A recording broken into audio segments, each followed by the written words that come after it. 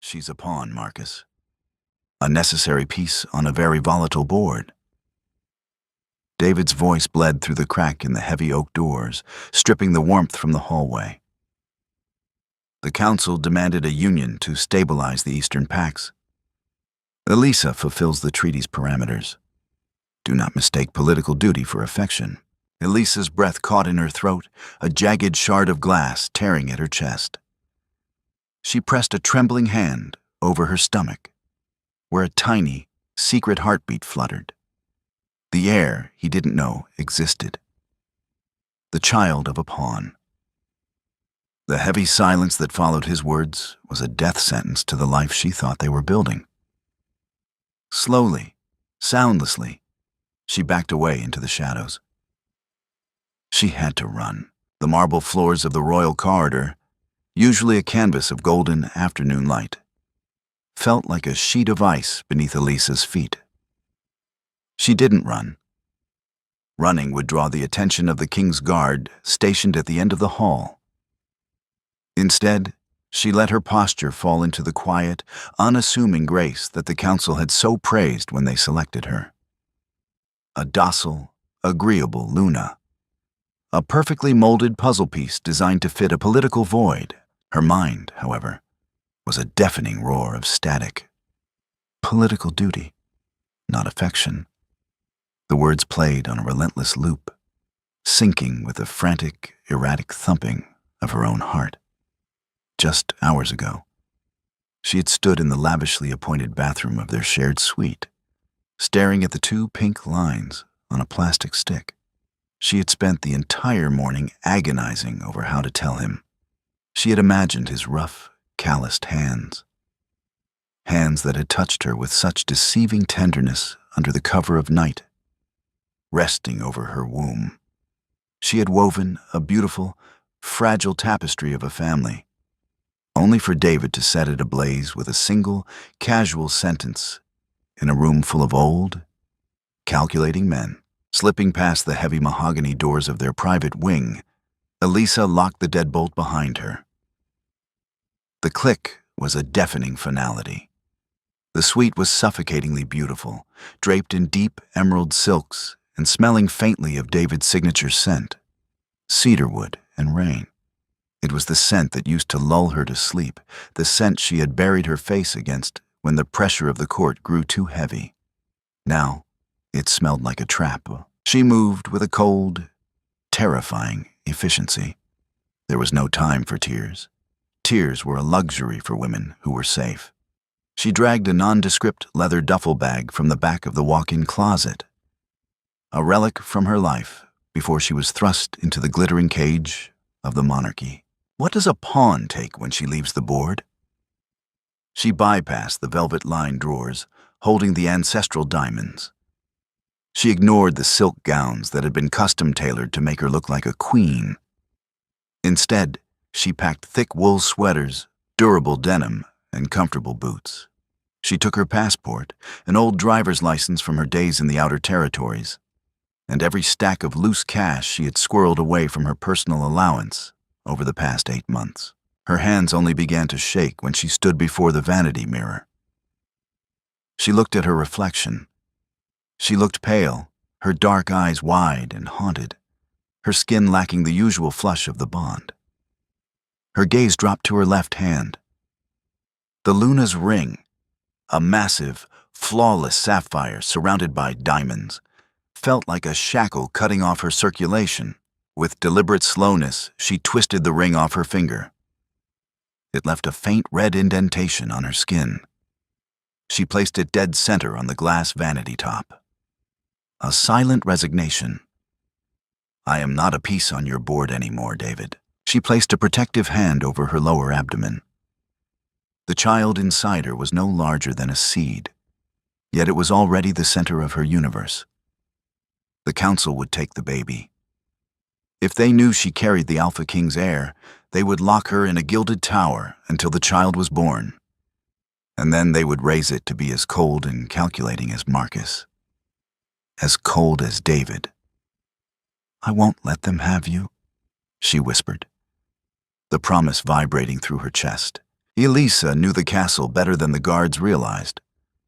During the long, lonely weeks when David was away on diplomatic missions, she had memorized the blueprints in the royal library. She knew about the servants' passage behind the tapestries in the east wing, a narrow, dusty stone staircase used centuries ago. Throwing the duffel strap over her shoulder, she slipped a heavy wool cloak over her shoulders, pulling the hood deep over her face. Outside, the sky had bruised into a dark, violent purple, and the first heavy drops of a torrential downpour began to lash against the reinforced glass windows. The storm was a gift. It would wash away her scent. She navigated the hidden staircase in pitch blackness, feeling the damp stone walls with her fingertips. Every creak of the floorboards above sounded like a snarling wolf to her hyper-alert senses. When she finally pushed open the iron grate at the bottom, she stepped out into the muddy, rain-slicked grounds near the service garages. The groundskeeper's old, battered truck sat parked by the greenhouse, the keys famously left in the ignition by a man too old to care about protocol. Elisa climbed into the cab, the smell of damp earth and stale tobacco offering a bizarre sense of comfort. She turned the key. The engine coughed, sputtered, and roared to life. As she drove through the service gates, the rain hammering against the windshield in relentless sheets, she allowed herself one final glance in the rearview mirror. The castle loomed against the lightning-scarred sky, a fortress of secrets and lies. She pressed her foot hard on the accelerator, driving into the dark, vanishing into the storm. The air in the council chamber was thick enough to choke on. Alpha King David sat at the head of the long obsidian table, his jaw clenched so tightly his molars ached. For 3 hours, he had endured the thinly veiled threats and condescending advice of the 5 elders. They picked at his borders, they picked at his trade agreements. But mostly they picked at her. She is too quiet. Elder Marcus had sneered, swirling a glass of amber liquid. The packs need a Luna who commands fear, David. Not a frightened doe you scooped out of the provincial territories to satisfy a piece of parchment. It took every ounce of David's immense, terrifying control not to vault across the table and rip Marcus's throat out. His wolf clawed at the inside of his ribs, a violent, possessive beast that demanded blood for the disrespect shown to its mate. But David was a king before he was a wolf. The Eastern Pacts were on the brink of rebellion. If the council sensed for a single second that Elisa was his weakness, that he loved her with a desperate, all-consuming fervor that defied logic, they would use her against him. They would target her. So, he had played the game. He had leaned back, masked his aura in ice, and delivered the lie that would keep her safe. She's a pawn, Marcus. Nothing more. He had said the words to deflect their venom, to render her invisible to their political machinations. It was a calculated risk. A verbal shield. Meeting adjourned. David finally rumbled, standing up abruptly. He didn't wait for the elders to rise. He turned on his heel, his heavy boots echoing like gunshots against the stone floor. The oppressive atmosphere of the chamber peeled away the further he walked down the corridors toward the royal wing. With every step, the ice he had carefully constructed began to melt. He needed her. He needed the soft, grounding scent of jasmine and vanilla. He needed the way she looked at him when the doors were locked, not as a terrifying alpha, but just as David. He wanted to bury his face in her neck, inhale her scent, and wash away the filth of the council's politics. He rounded the corner to their suite. The 2 royal guards snapped to attention, their armor clinking. Has anyone disturbed the Luna? David asked, his hand resting on the intricate brass door handle. No, my king. She has not requested anything. The guard on the left replied rigidly. David nodded, turning the handle and stepping into the suite.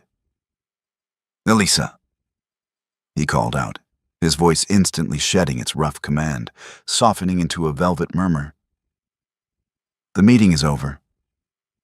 thank the goddess. Silence answered him. The suite was dark, lit only by the sporadic flashes of lightning from the storm outside. A cold draft swept through the room, making the heavy silk curtains billow like ghosts. David's brow furrowed. He inhaled deeply, his enhanced senses reaching out for her. Jasmine, vanilla. But beneath it, a sharp, metallic tang. Fear. And beneath the fear, an acidic edge of profound, soul-crushing heartbreak. The scent of her distress was stale, hours old. "Elisa!" His voice was louder this time, edged with a sudden, primal panic. He strode through the sitting area, pushing open the doors to the bathroom, the library, the balcony. Empty. He moved to the bedroom, throwing the lights on. The bed was perfectly made. He walked toward the walk-in closet, his heart hammering against his ribs in a way it never did on a battlefield. He pulled the doors open. Her grand dresses hung perfectly in their garment bags, but the space where she kept her simple, everyday clothes was bare. Her heavy winter boots were gone. The old leather duffel she had brought with her on her first day was missing. No. David backed out of the closet, his breathing turning shallow. His eyes scanned the room, desperate for an explanation, a note, a sign that she was just walking the gardens. Then, his gaze landed on the vanity mirror. Sitting in the exact center of the glass, catching the overhead light, was the Luna's ring. A low, guttural sound ripped from David's throat, a sound that was neither human nor fully wolf. It was the sound of a soul fracturing. He lunged at the vanity, his large hand shaking violently as he picked up the ring. It was cold. She'd been gone for hours. Why? Why would she leave? They had been fine.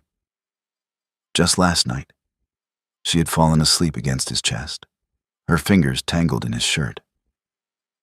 What had changed? His mind raced, reconstructing the day. The breakfast they shared, his departure to the council wing, the closed-door meeting with Marcus. The doors, David froze, the ring biting into his palm as he clenched his fist. The heavy oak doors of the council chamber. He had heightened hearing. He knew sound traveled.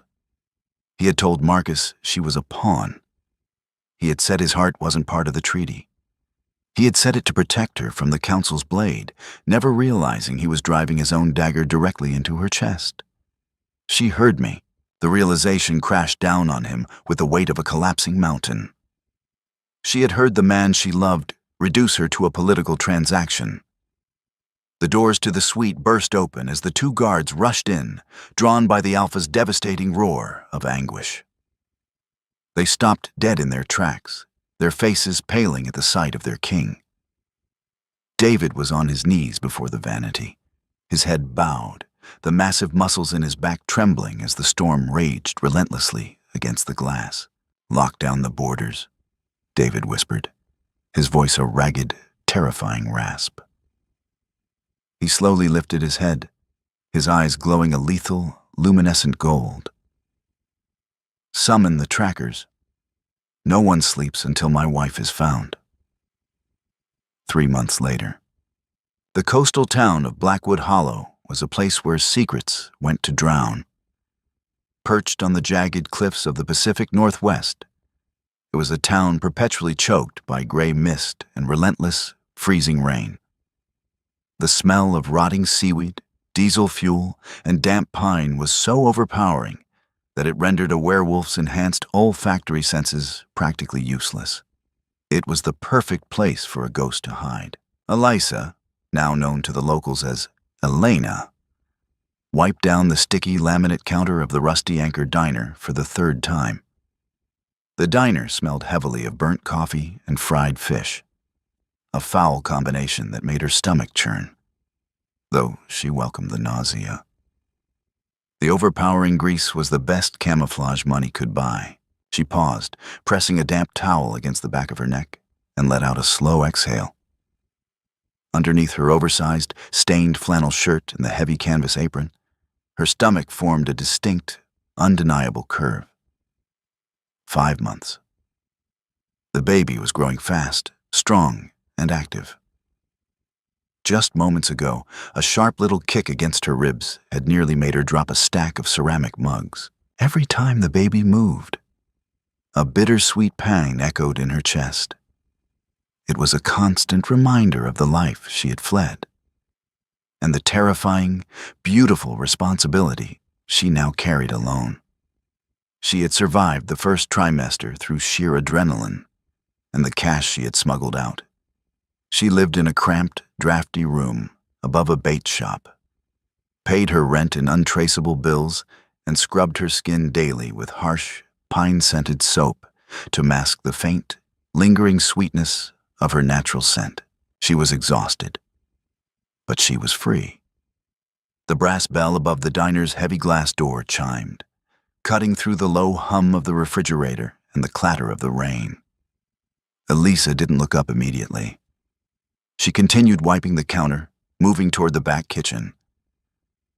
But then, the air in the diner shifted. The atmospheric pressure seemed to drop. The hairs on the back of Elisa's arms stood up, a primal instinct flaring instantly to life.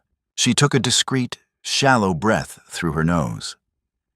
Beneath the overwhelming stench of the diner, she caught it. Copper, wet earth, and the distinct, sharp tang of ozone that accompanied an apex predator. A lichen. Her blood turned to ice. She didn't freeze. Survival training, both instinctual and learned in the treacherous halls of the royal court, took over. She slipped seamlessly behind the swinging wooden door of the kitchen, pulling it shut just enough to peer through the narrow circular window. A man had stepped up to the counter. He was tall, built like a brick wall, wearing a dark, expensive trench coat that looked absurdly out of place among the flannel-clad fishermen occupying the booths. He didn't look at the menu. His eyes, a sharp, unnatural shade of amber, scanned the room with predatory calculation. It was Silas, one of David's elite trackers, the king's personal hound. Elisa pressed a hand over her mouth to muffle her breathing. Her heart was beating so violently, she feared Silas could hear it from the front of the house. Why was he here? How had he tracked her through the storm, across state lines, into a neutral, human-dense territory? Coffee. Black. Silas rumbled as old man Jenkins, the diner's owner, hobbled up to the register. Coming right up, stranger. Nasty weather to be passing through, Jenkins said, pouring the sludge into a paper cup. You lost?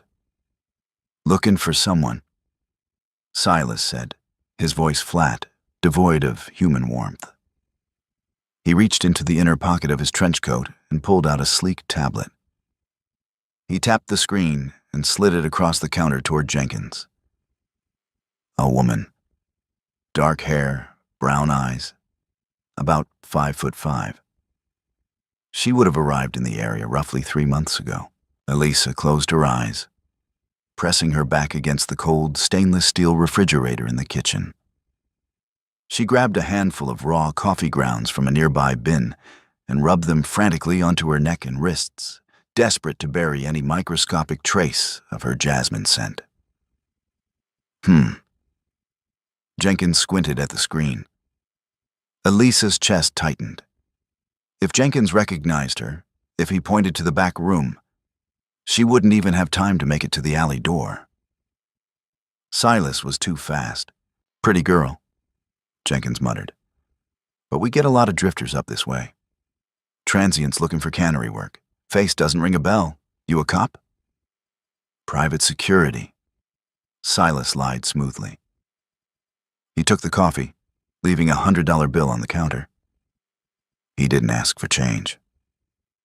If she comes through, call the number on the screen. There's a $50,000 reward for information leading to her safe return. 50,000. A fortune for anyone in this town.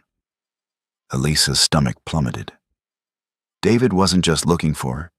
He was tearing the world apart to drag his pawn back to the board. Silas turned toward the door, but paused. He tilted his head slightly, his nostrils flaring as he took a deep breath of the diner's stagnant air. Elisa stopped breathing completely. Her hand instinctively shielded her rounded belly. For 3 agonizing seconds, Silas stood frozen, his predatory senses sifting through the grease, the fish, and the rain.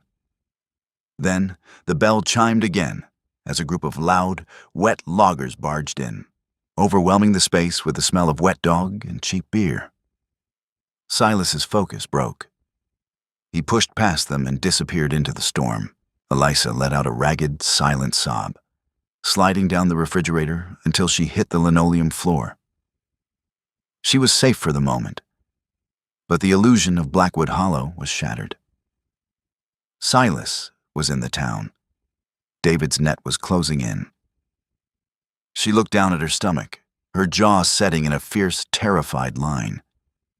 She couldn't stay here tonight. She had to run again, but this time she was running out of places to hide. The room above the bait shop was little more than a slanted roof and a cot. But for 3 months, it had been a sanctuary. Now, it felt like a trap waiting to spring. Elisa burst through the flimsy plywood door, her breath coming in ragged, painful gasps. The baby, agitated by her sudden spike in adrenaline, rolled heavily against her ribs, sending a sharp ache through her abdomen. "I know, little one, I know." "We have to go," she whispered, her hands flying methodically across the tiny space. She abandoned the few comforts she had acquired, a thick quilt, a small space heater, and shoved only her remaining cash, her false identification, and 2 changes of clothes into her leather duffel. Silas was a bloodhound, a rare lichen genetic offshoot whose tracking abilities were legendary. If he was in Blackwood Hollow, he was already sweeping the grid. The diner had bought her minutes, not hours. She couldn't use the bus terminal. That was the first place a tracker would lock down. She couldn't buy a car. The registration process, even forged, left a digital footprint David's tech division would instantly flag. There was only one way out of a town, wedged between impassable mountains and the ocean: the harbor. Elisa pulled her wool hood down, stepping out into the torrential freezing rain. The storm that had been her ally on the night she fled the capital was now a brutal adversary, chilling her to the bone. She navigated the back alleys, slipping on slick cobblestones, her arm wrapped protectively around her swollen belly. The docks were a chaotic symphony of groaning wood, crashing waves, and shouting deckhands. Commercial fishing vessels were making their final preparations to beat the worst of the incoming gale. Elisa zeroed in on a rusted, hulking trawler named the Iron Maiden. It was an unregulated, independent vessel, the kind that dealt in cash and asked 0 questions. She approached the captain, a grizzled, imposing man shouting orders over the roar of a diesel engine. "I need passage to Seattle," Elisa shouted, her voice trembling but her gaze unyielding. The captain looked her up and down, taking in her drenched clothes and the undeniable curve of her pregnancy. He scoffed, wiping oil from his hands. "We ain't a passenger ferry, sweetheart. It's a rough ride. Not a place for a woman in your condition. Insurance liability." Elisa didn't argue. She unzipped the top pocket of her duffel, pulled out a thick stack of $100 bills, and shoved them against his chest. $3,000. Cash. I'll sleep in the cargo hold. You never saw me." The captain stared at the money, then at her desperate, haunted eyes. The unspoken rule of the docks was survival, and $3,000 covered a lot of fuel. He snatched the bills, tucking them into his heavy coat. "Bottom deck, past the ice machines. Keep out of my crew's way, and if you go into labor, you're on your own." Elisa nodded quickly, scrambling up the wet metal gangway. She descended into the dark, freezing bowels of the ship. The stench of raw fish, ammonia, and diesel was suffocating. But it was perfect. No wolf, not even Silas, could trace a scent through this biohazard of odors. She huddled in a dark corner behind a stack of empty crates, pulling her knees to her chest as the massive engines vibrated to life. Above deck, the crew yelled for the mooring lines to be cast off. Suddenly, a heavy rhythmic thud echoed on the metal decking above. Elisa's blood ran cold. The vibration wasn't a deckhand's boot. It was the heavy, calculated stride of an apex predator. Silas. "Harbor Master says you're leaving early, Captain." Silas's deep, emotionless voice bled through the grated ceiling directly above Elisa's head. "Storm's turning. Gotta beat the swells." The captain grunted. "State your business, stranger. We're casting off. Looking for a runaway. Dark hair, brown eyes. Might be trying to buy her way off the grid." Elisa pressed her hands over her mouth, squeezing her eyes shut. She was trapped in a steel box. If Silas stepped down into the hold, there was nowhere to run. She forced her heart rate to slow, employing the deep breathing meditative techniques David had taught her to calm her anxiety during council galas. The memory of his hands guiding her breath felt like a physical blow. "Ain't seen no girls, pretty or otherwise," the captain replied, his voice gruff. "Just my ugly crew. Now get off my deck before I have my boys toss you overboard. I got crab quotas to meet." A torturous silence stretched above. Elisa could picture Silas, his amber eyes scanning the deck, his nostrils flaring. But the combination of the freezing rain, the overwhelming stench of the catch, and the captain's aggressive human ignorance was an impenetrable wall. "Safe travels," Silas finally murmured. The heavy thud of his boots retreated down the gangway. A moment later, the trawler lurched forward, pulling away from the dock. Elisa collapsed against the freezing steel wall, trembling violently as the boat pitched into the unforgiving sea. She had survived.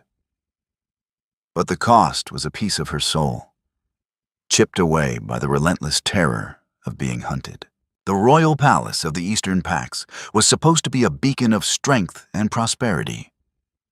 Instead, over the last 3 months, it had become a mausoleum. Alpha King David stood in his private study, staring out the floor-to-ceiling windows at the sprawling, manicured gardens. The glass reflected a man who was unraveling. He had lost weight, his cheekbones sharp and hollow.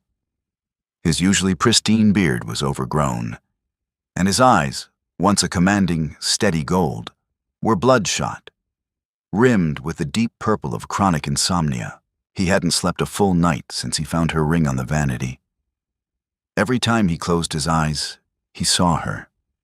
He smelled the phantom scent of jasmine and vanilla lingering in the linens, a cruel trick of his grieving wolf. The heavy oak doors behind him swung open, breaking the silence. "I explicitly ordered the guard not to permit entry," David rumbled, not bothering to turn around. His voice was a low, dangerous growl that would have sent a lesser wolf fleeing. "The guards are terrified of you, David. I am not," Elder Marcus replied, stepping into the room. He leaned heavily on his silver-tipped cane, his expression a mask of cold condescension. "You are neglecting your duties. The Riverbend Pack is threatening to withhold their tithes, and border skirmishes in the north have doubled. The packs are restless. They smell their alpha's weakness." David finally turned. The air in the room instantly dropped by 10 degrees, thick with a suffocating, dominant aura that made the glass panes rattle. "Watch your tone, Marcus. I will not." Marcus snapped, slamming his cane against the floor. "You are tearing this kingdom apart for a girl. We brought her here to be a diplomatic bridge, and she proved herself unstable. Good riddance, I say. It is time to officially dissolve the union in absentia and select a new Luna."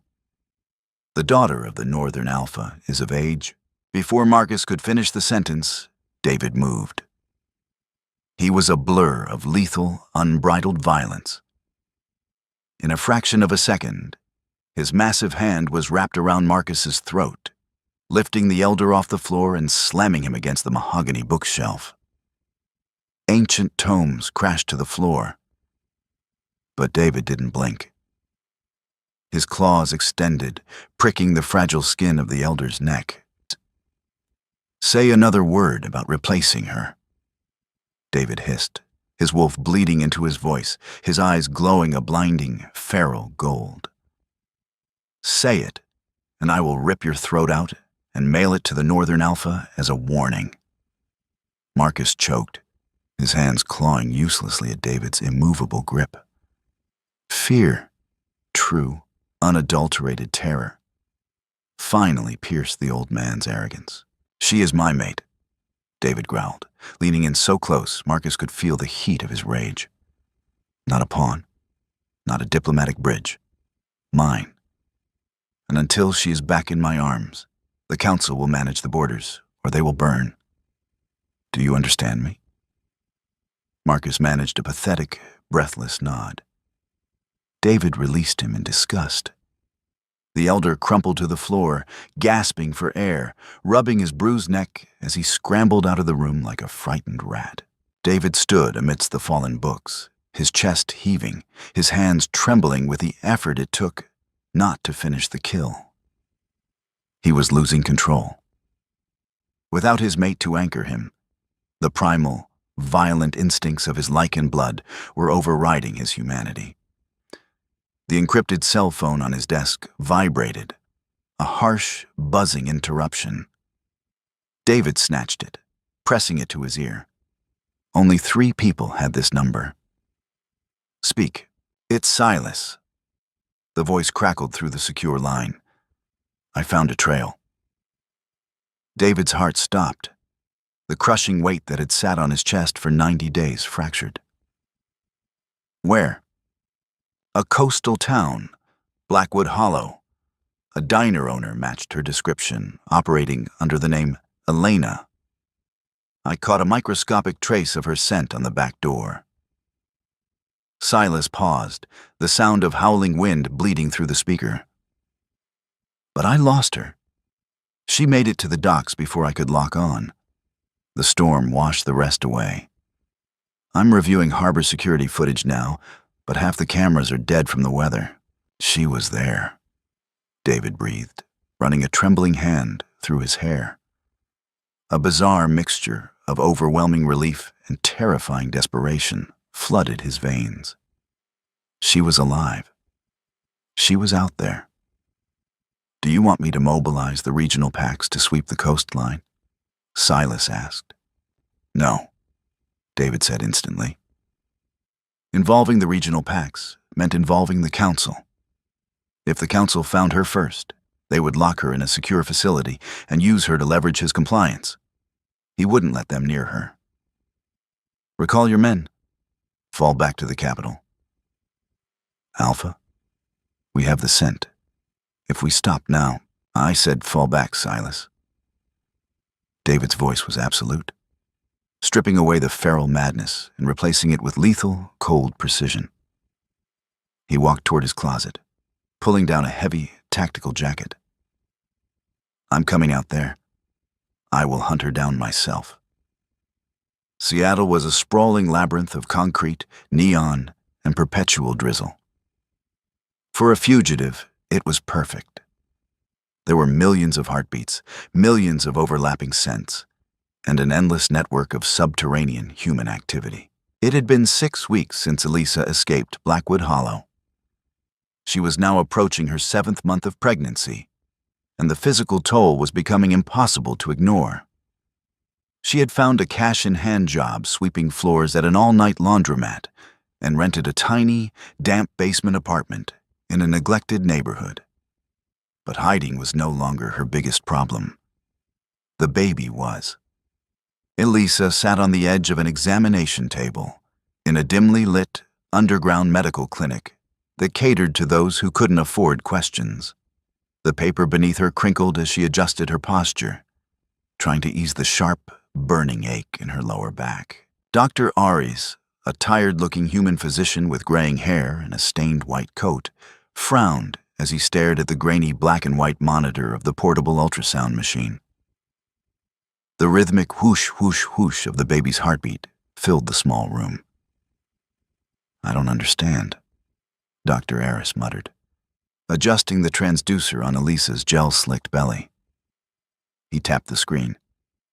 "Elena, are you absolutely certain about your dates? You said you are 26 weeks. "Yes," Elisa lied smoothly. She was exactly 28 weeks, but lichen pregnancies accelerated in the 3rd trimester. "Well, the bone density imaging here is highly irregular," the doctor said, his brow furrowing deeper. The femur-lengthened cranial development looked closer to 34 weeks. And the heart rate? It's resting at 190 beats per minute. That's dangerously tachycardic for a human fetus. Elisa's blood chilled. For a human fetus? "Is the baby in distress?" she asked, keeping her voice level, though her hands gripped the edge of the table so tightly her knuckles turned white. That's the strange part. There are no signs of distress. The blood flow is incredibly strong.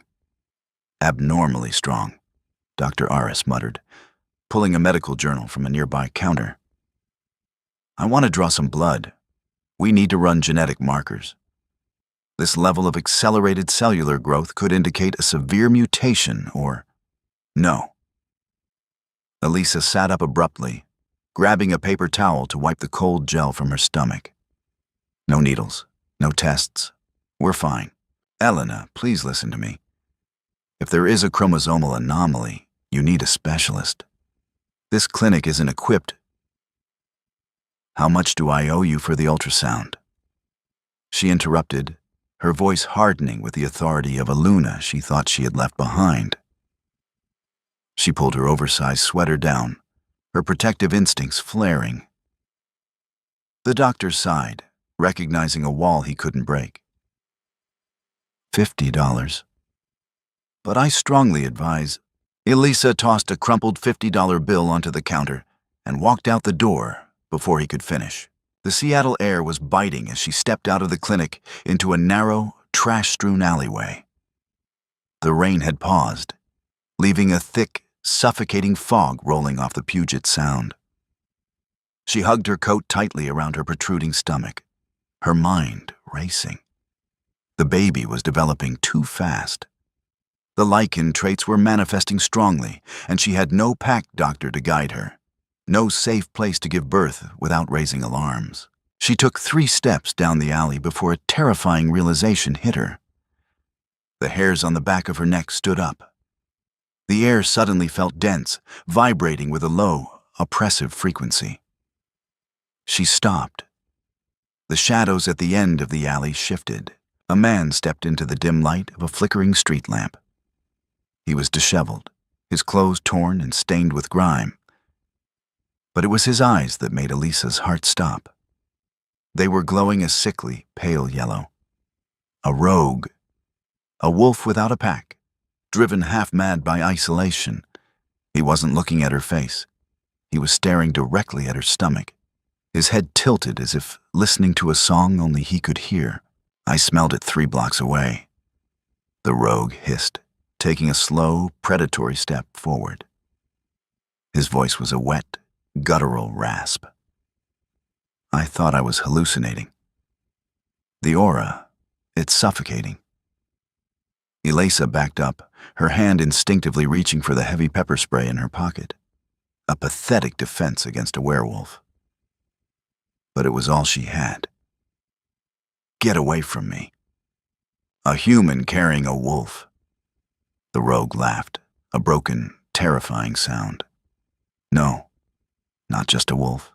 I can feel the dominance pressing on my lungs. You're carrying an alpha, a pure blood. Elisa's breath hitched.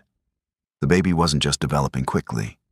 As the heir to the strongest alpha king on the continent, the child's dormant power was waking up. The baby was emitting a latent lichen aura, a scentless, energetic beacon that any sensitive wolf nearby could feel. She wasn't just hiding herself anymore. She was carrying a lighthouse in the dark. An alpha pup. The rogue sneered, his claws extending with a sickening snick as he crouched, his muscles coiling to spring. Do you know what the black market would pay for royal blood? Or what the rival packs would give to extinguish David's line before it's born?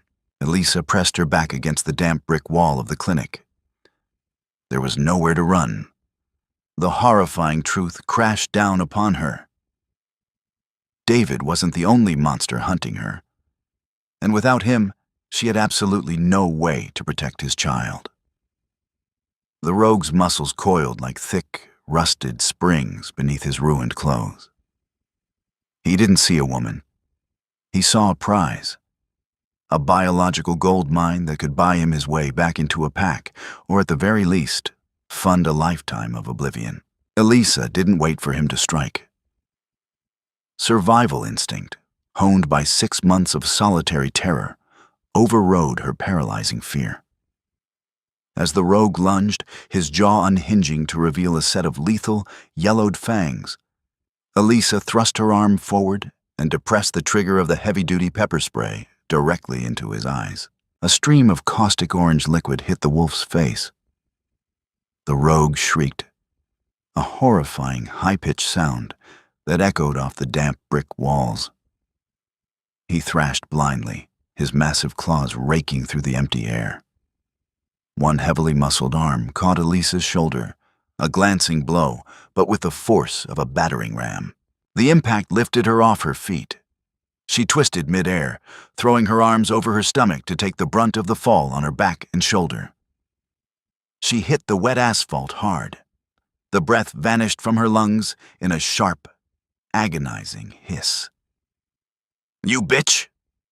the rogue roared, rubbing his burning eyes, his vision clearing just enough to lock onto her form writhing on the ground. He took a heavy, murderous step toward her. "I'll carve the pup out myself." Elisa scrambled backward, the rough gravel tearing at the palms of her hands. She couldn't breathe. The baby kicked violently against her ribs, sensing its mother's mortal panic. This was the end. After everything, she was going to die in a filthy alleyway. Her child stolen by a monster. Then, the atmospheric pressure in the alley simply ceased to exist. It was as if all the oxygen had been sucked into a vacuum. The flickering street lamp overhead burst in a shower of sparks, plunging the space into near total darkness. A low, vibrating hum resonated through the concrete beneath Elisa's hands, a frequency so deep and terrible it rattled her teeth. The rogue froze, the feral madness draining from his posture in a fraction of a second. He whirled around, staring toward the mouth of the alley. He didn't snarl. He whimpered. A silhouette detached itself from the thick Seattle fog. David didn't walk. He stalked. He was no longer a king in a tailored suit. He was a primordial force of nature, his aura rolling off him in suffocating, invisible waves of pure, undiluted lichen dominance. His eyes were not their usual amber. They were burning, luminescent gold, shedding actual light into the darkness. "Alpha!" the rogue choked out, taking a stumbling step backward. He dropped to his knees, his hands trembling. I didn't know she was yours. I just smelled the pup." David didn't speak. He moved faster than human eyes could track. There was a sickening, wet crunch. Elisa clamped her hands over her ears and squeezed her eyes shut. She didn't want to see. She didn't want the image of the violence to burn into her brain. A heavy thud followed, and then absolute terrifying silence, save for the rhythmic patter of the rain starting to fall again. "Elisa?" The voice was a ragged, broken gasp. The monstrous aura evaporated instantly, replaced by the familiar, heartbreaking scent of cedarwood and rain. Elisa opened her eyes. David was kneeling 2 feet away from her. The rogue was gone, a crumpled mass of shadows near the dumpsters. David's hands, stained with blood, hovered in the air between them, trembling so violently he looked as though he were freezing to death. He took in her disheveled hair, the scrape on her cheek, the terror in her wide brown eyes. And then, his gaze dropped to her stomach. The oversized sweater had ridden up during the fall, clearly revealing the undeniable, heavy curve of her 7-month pregnancy. David stopped breathing. His golden eyes widened, the fierce alpha completely stripped away, leaving only a stunned, shattered man.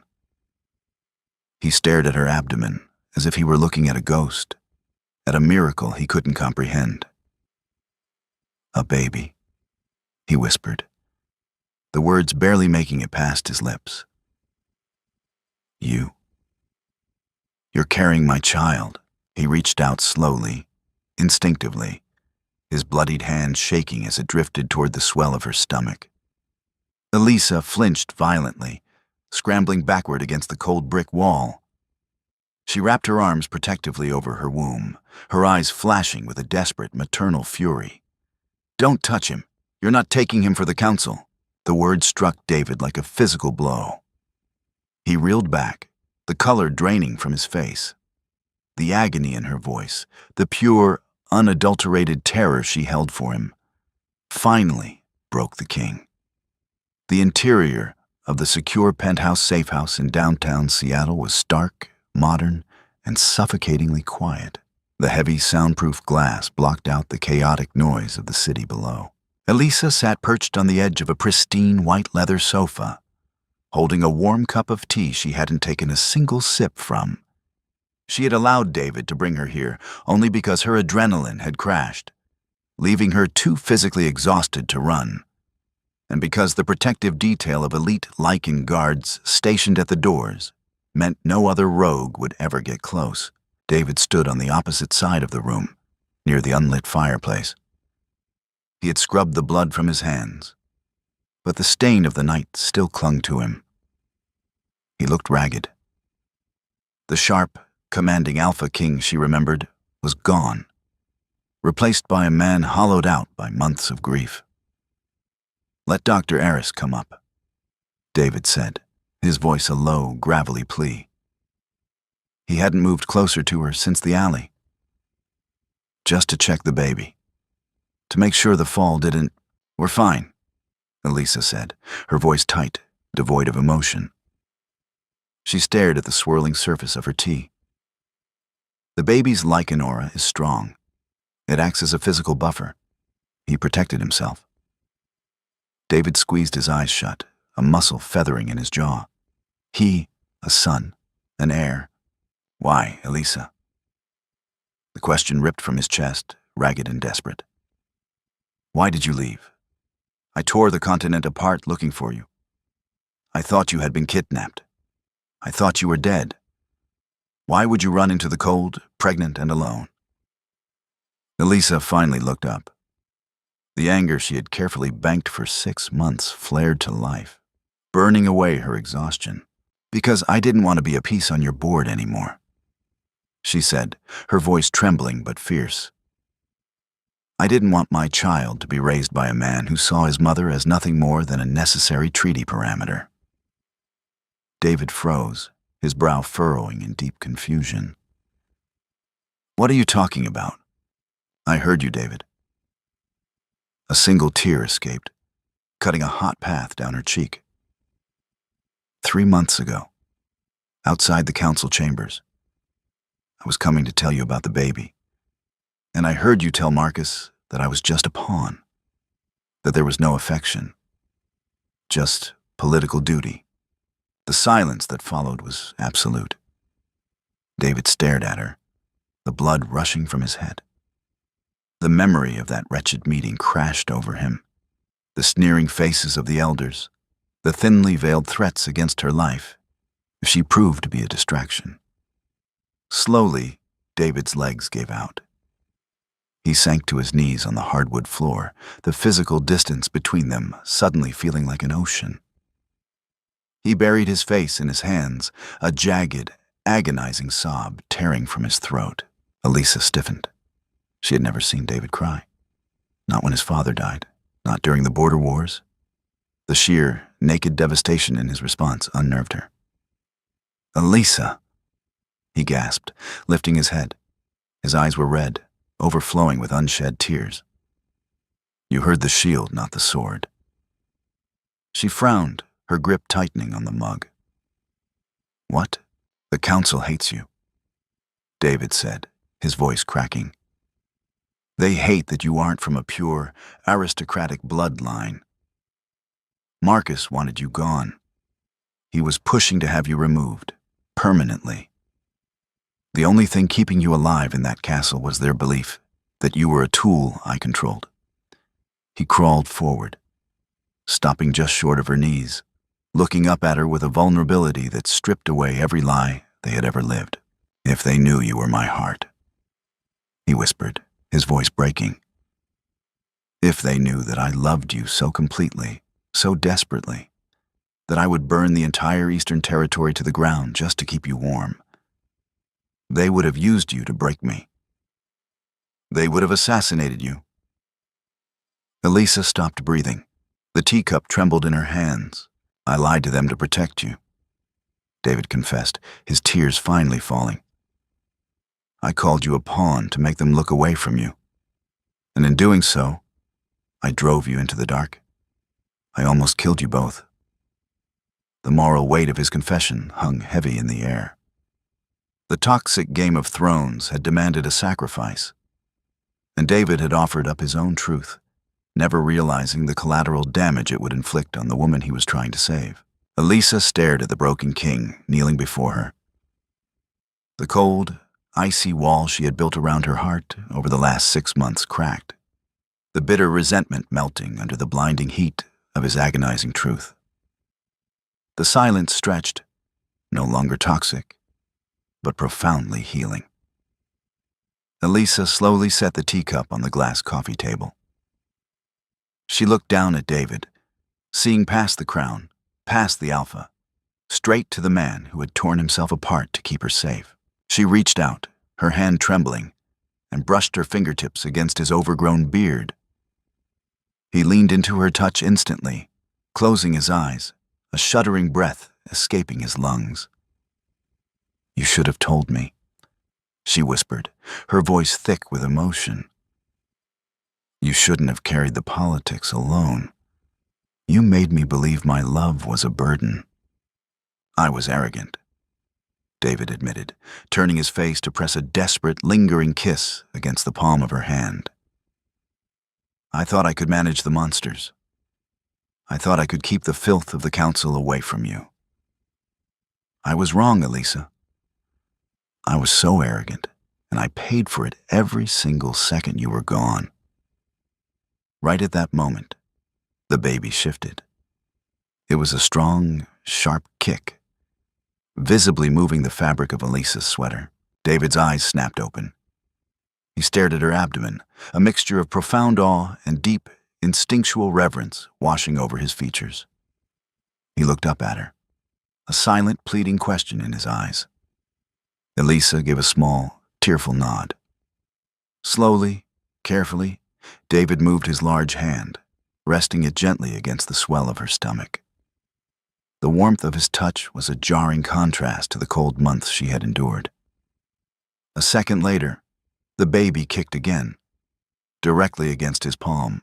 David gasped, a wet, breathless laugh escaping his lips. He is so strong. His aura. It's blinding, Elisa. He's been developing too fast, she admitted, the lingering fear from the clinic surfacing. The doctor said his lichen traits are accelerating. He is an alpha heir. He senses the danger. He's trying to grow fast enough to protect his mother. David murmured, his thumb gently stroking her stomach. He looked up at her, his golden eyes solidifying with a new, terrifying resolve. But he won't have to anymore. I am here.